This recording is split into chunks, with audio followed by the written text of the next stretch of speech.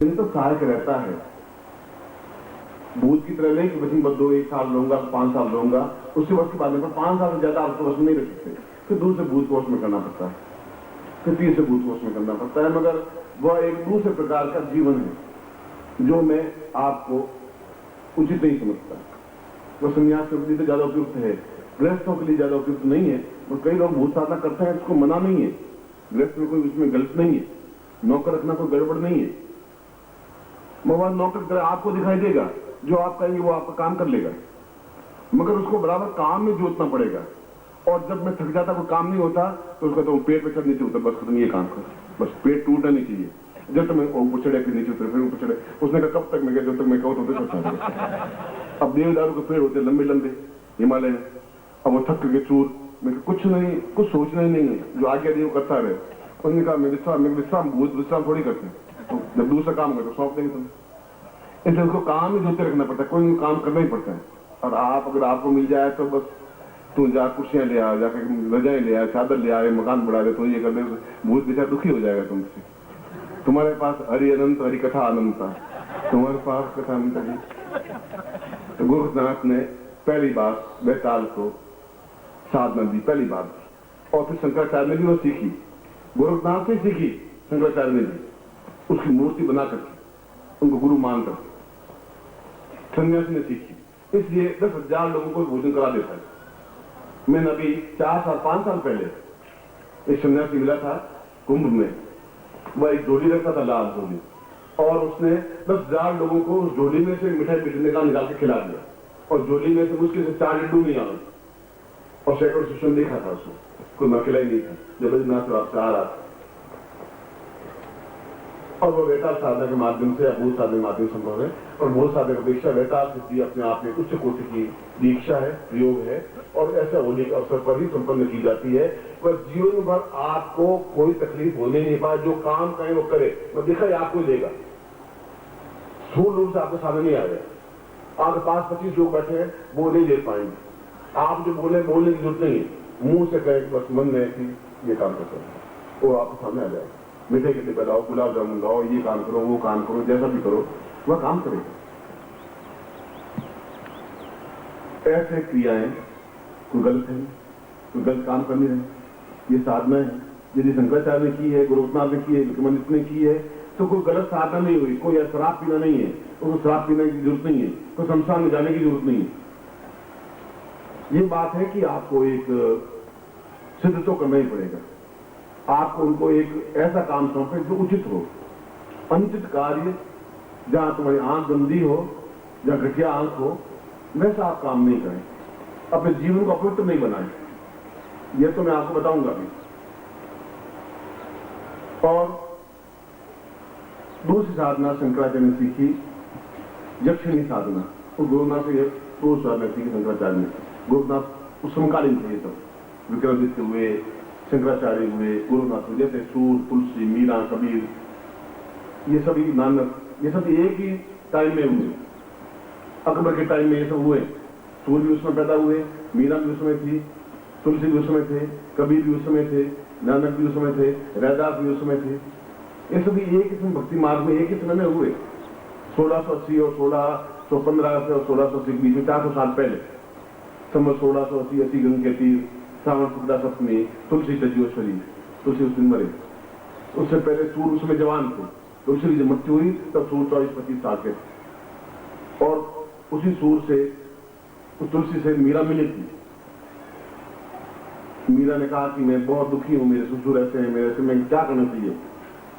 तो उसने कहा कि तुम्हें राम और जानकी का स्मरण करना चाहिए। तजिए ताई कोटि वैरी सम यद्यपि परम स्नेही, उनको छोड़ दीजिए जो तजिए ताई कोटि वैरी सम, जो राम और सीता को नहीं मानते, उनको छोड़ देने में भलाई है, चाहे कितने मित्र हो। इसलिए तुम्हारा मीरा यही रास्ता है, तुम उस रास्ते से निकल जाओ। वह जब राजकुमारी थी तब मिली तुलसी से, उसमें तुलसी भक्त थे। कह रही एक दूसरा प्रसंग है, ये तो 400 साल पहले की बात है, मैं इससे कई साल पहले की बात बता रहा हूं। और दूसरी साधना की यक्षिणी साधना, आप उसको यक्षिणी कहें या अप्सरा कहें, एक ही बात। अप्सरा भी वही चीज है, यक्षिणी भी वही चीज। इन दोनों साधनाओं में कोई अंतर नहीं है, मगर ये साधना है कि हमारे सामने अप्सरा अपने आप में प्रत्यक्ष हो, यक्षिणी प्रत्यक्ष हो। क्यों प्रत्यक्ष हो? कि उसके माध्यम से हमारे जीवन में नव यौवन प्राप्त हो सकता है, सौंदर्य प्राप्त हो सकता है, हमारे जीवन में उन्नति प्राप्त हो सकती है, सफलता प्राप्त हो सकती है, जीवन में आनंद की अतिरिक्त आ सकती है। ये जीवन मोटा हुआ चेहरा नहीं रह सकता, जीवन की न्यूनता नहीं रह सकती, जीवन कमी नहीं रह सकती। इसलिए अप्सरा साधना, जिसमें साधना को अलग कर देता हूं, थोड़ा सा गैपिंग डिफरेंस है, मगर उस अपरा साधना को भी जीवन में प्रत्येक व्यक्ति के लिए आवश्यक है। उससे आपका पत्नीवत धर्म खंडित नहीं होता है। आपकी पत्नी के लिए भी अप्सरा उतनी आवश्यक है जितनी आपके लिए आवश्यक है, क्योंकि उसके माध्यम से फिर यौवन प्राप्त किया जा सकता है। अप्सरा नहीं होती तो इंद्र का सिंहासन नहीं बनता, फिर देवताओं के सामने अप्सरा नृत्य नहीं करती। गलत होता तो देवताओं के सामने अप्सरा नृत्य नहीं करती, इंद्र के समान अप्सरा नहीं होती। अप्सराओं का मतलब है, अप्सरा साधना का मतलब है जीवन में नित्य नया यौवन प्राप्त होना, प्रत्येक क्षण खून में नवीनता आना, तेजस्विता आना, तेज आना और प्रफुल्लता आना, एक हंसी खुशी का वातावरण बनना, और जो चाहे वह होना, जिस प्रकार से चाहे वह हो।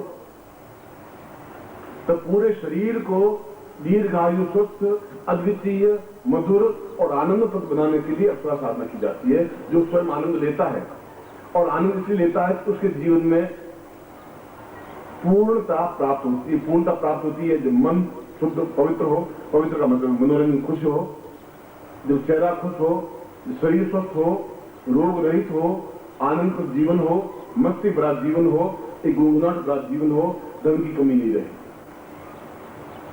ये अप्सरा के 8 गुण हैं जो अप्सरा के माध्यम से प्राप्त होते हैं, और वह अवतार है जिसके माध्यम से असंभव कार्य को, एक पहाड़ को उठा के दूसरी जगह ले जाना, एक अंगरक्षक है।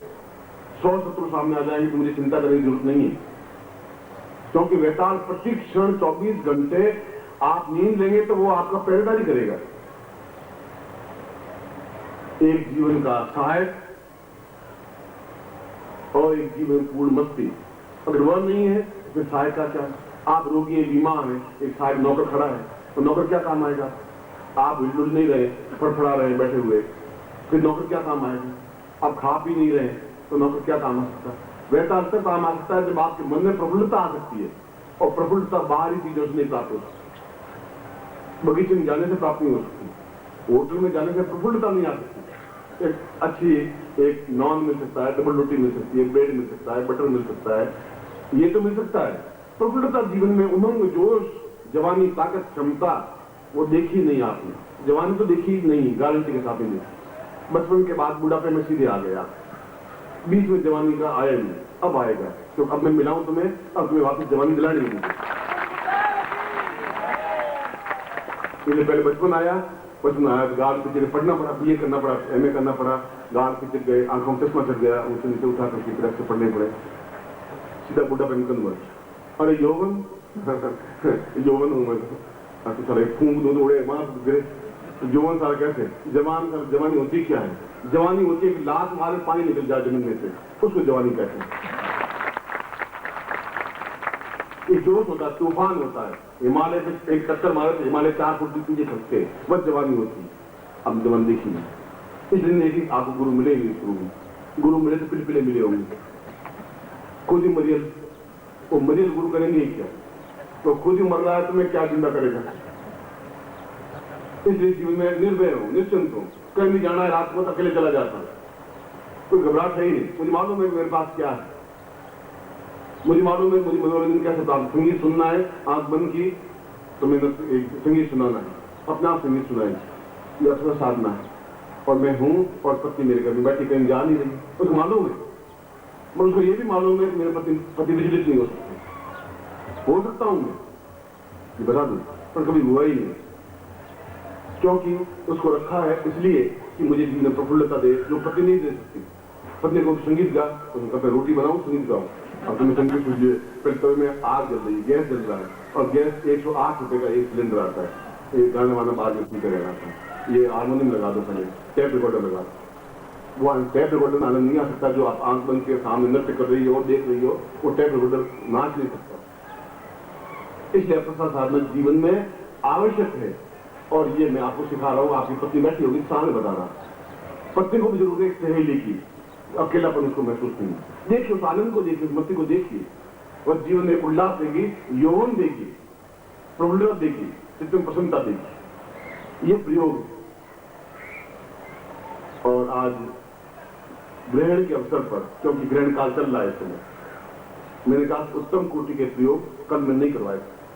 कल ठीक होली दिन थे, रात को हमने होली समापन की, कल का दिन महत्वपूर्ण था, तो आज 1 या 2 प्रयोग हो पाएंगे, क्योंकि 4 बजे के बाद मैं प्रयोग बंद कर दूंगा। फिर कुछ होली मनाएंगे, साथ में खेलेंगे कूदेंगे, कुछ तुम्हारे साथ में कुछ अप्सरा होगी, कुछ मेरे साथ भी कुछ अप्सरा शायद आ जाए। पर पत्नी है, पत्नी को वहीं बैठा रखूंगा। मगर मैं आपको वैताल दीक्षा दूंगा। वैताल दीक्षा के माध्यम से संभव है, अप्सरा साधना के माध्यम से संभव है। अप्सरा साधना दूंगा, वह साधना है, और मंत्र जाप थोड़ा सा, जिससे कि वह सिद्ध हो सके। और वैताल दीक्षा के माध्यम से संभव होता है, क्योंकि शंकराचार्य ने दीक्षा ही दी थी गोपनाथ से। दीक्षा के माध्यम से द्रोण के पास में, दीक्षा के माध्यम से भारद्वाज से, द्रोणाचार्य गुरु भारद्वाज से, उस भारद्वाज का मुझे कुछ सीखना नहीं है आपसे, सिखाइए तो केवल वैताल सिद्धि सिखाइए, वैताल दीक्षा दीजिए। और गुरु दीक्षा के बाद वैताल दीक्षा के अलावा दीक्षा ही नहीं दी कि बाकी तो मैं अपने आप सब कुछ हो गया, अब और मुझे सीखना भी क्या है। जब आपने मुझे वैताल सिद्धि दी थी, अब मुझे और क्या है, वैताल दीक्षा दी, मुझे जरूरत भी क्या है। और द्रोणाचार्य जैसा गुरु पांडवों और कौरवों का मिल नहीं सकता। इतना योद्धा, इतना कर्मठ, इतना तेजस्वी, इतना ताकतवान, क्षमतावान, एक दीक्षा के माध्यम से। तो वह मिला था, एक तूफान था उसके पास, एक अंदर था, एक जीवन की उमंग है, जोश है, जवानी है, एक जीवन की ताकत है, साहस है, कर्मठता है, क्षमता है, और दोनों एक साथ आपको प्रदान कर रहा हूं। और मैं आपको 1 घंटे के लिए विश्राम दे रहा हूं। 1 घंटे के ठीक 60 मिनट, 1 घंटे का मतलब है 60 मिनट, उसको 1 घंटा है, ये थोड़ा याद रखना।